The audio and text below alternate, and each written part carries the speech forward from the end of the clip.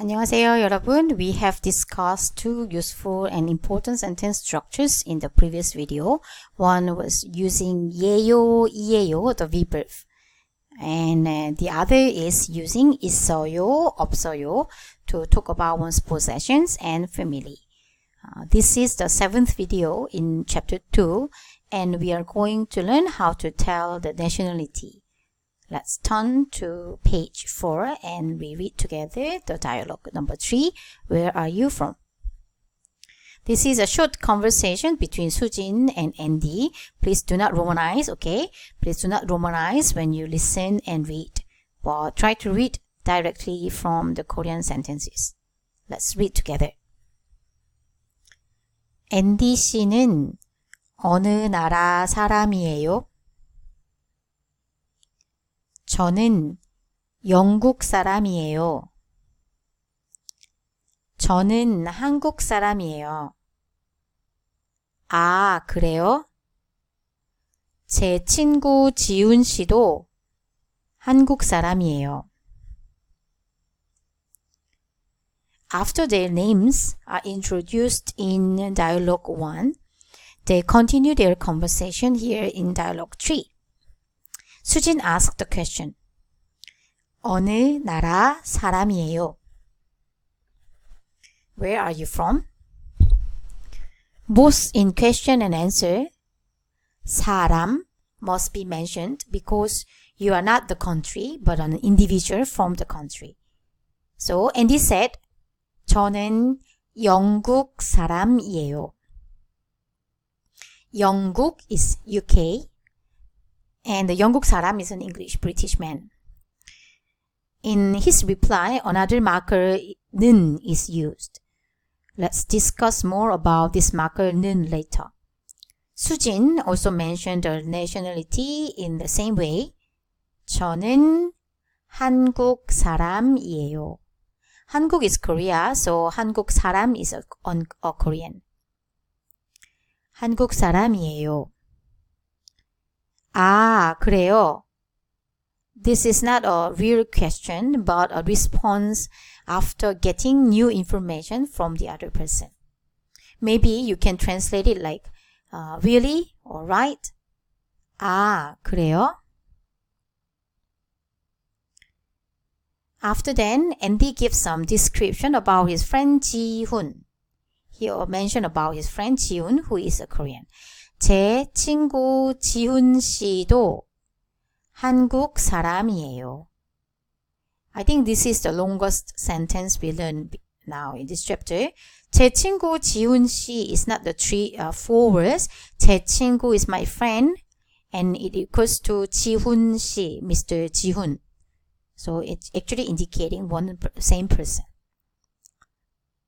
도 is attached to the noun and it means to or also. When 도 is used with a noun, there is no subject or object and topic marker used.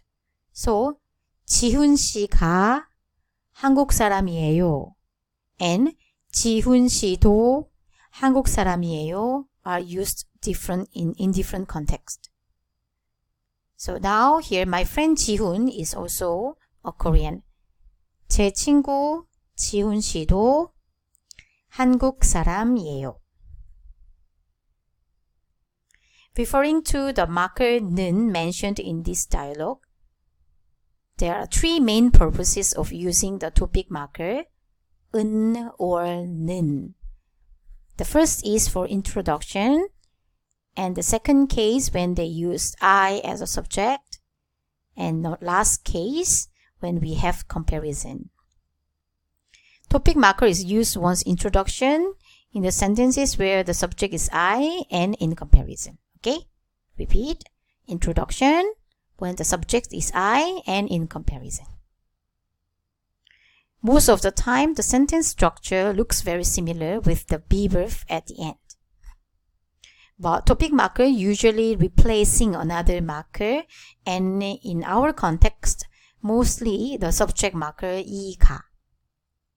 Topic marker also has two variations in its form, 는 and 은. as you can imagine now, the reason for the variety is the pronunciation.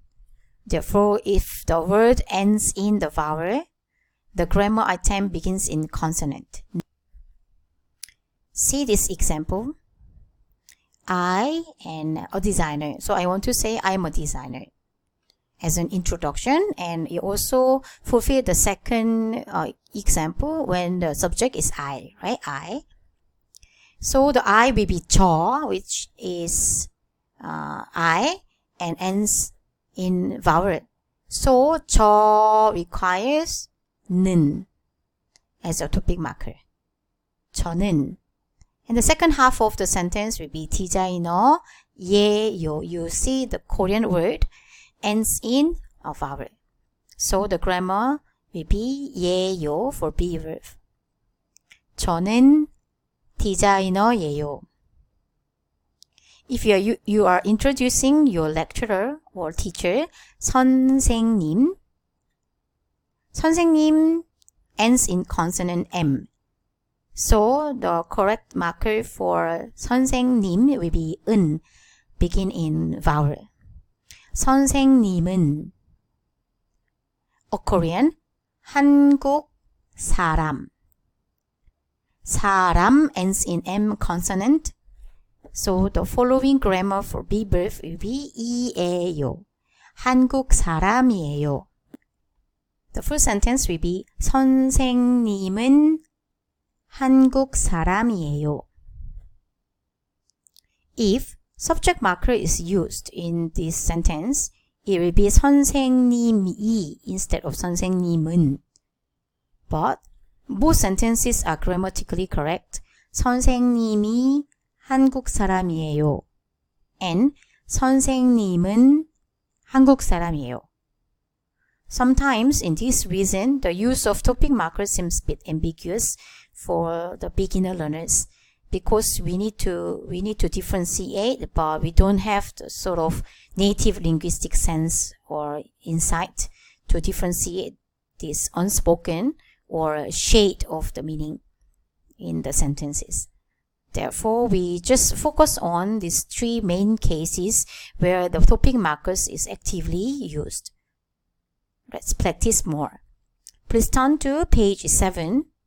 Now, in this question 나, 어느 나라 사람이에요? You can use 은는 or 이가 for the subject. So here A, the noun A will be their names and B will be their nationality. A and B, their nationality. Okay, please complete all 4 sentences in Korean and make sure you are able to read and write them. Once you are done, try to introduce a person in question 바. Okay, page 9. Here, the example is the comedian 유재석, very famous MC also. You can tell his name first. There will be 2 possible sentences. 이 사람은, he is. 이 사람은, and you give his name. 유재석 ends in consonant, so the ending will be 이에요. 이 사람은 유재석이에요. In other words, we also can use this person's name. 이 사람 이름 will be the subject. 이 사람 이름은 the topic marker 은 유재석이에요. Ending must be the same, but the front part, the subject can be this person or this person's name. 이 사람은 or 이 사람 이름은. Topic marker is used to introduce a person now. You also can mention his occupation and nationality. 이 사람은 개그맨이에요. 이 사람은 한국 사람이에요. Please complete the question B. The next is to introduce a Korean actress, Han Jimin, for the last part of the practice, and you will also need to choose a person, maybe your friend, and introduce him or her in Korean. Okay, before we close the chapter 2, we need to ensure whether we are able to introduce ourselves and others in Korean. Here we have few useful sentences. Please memorize them and use in your introduction. This is my example. 저는 안나예요. Or 제 이름은 안나예요. 저는 한국 사람이에요. And the last, 저는 선생님이에요. But you should not repeat the same expressions because you are not Korean, you are not a teacher, and your name is not Anna. So, using these expressions, you prepare your self-introduction. In Chapter 2, we have learned expressions such as greetings, family names, country names, and occupation, and learned how to form sentences using be verb 이에요, 예요, I am, you are, they are, and the verb 있어요, 없어요, I have, don't have. Memorize them, digest them well, and use them in your speaking and writing practices. In other words, you must be able to speak and write these expressions and form sentences. Now you can practice the simplest self-introduction using some of these expressions and also utilize them to form new sentences for your writing assignments on blog site. The first 2 posts will be on introduction of someone. Okay, let's discuss and practice speaking more in class. This will be the sample for your self-introduction, the simplest introduction. So please memorize them all and use in your self-introduction. 감사합니다.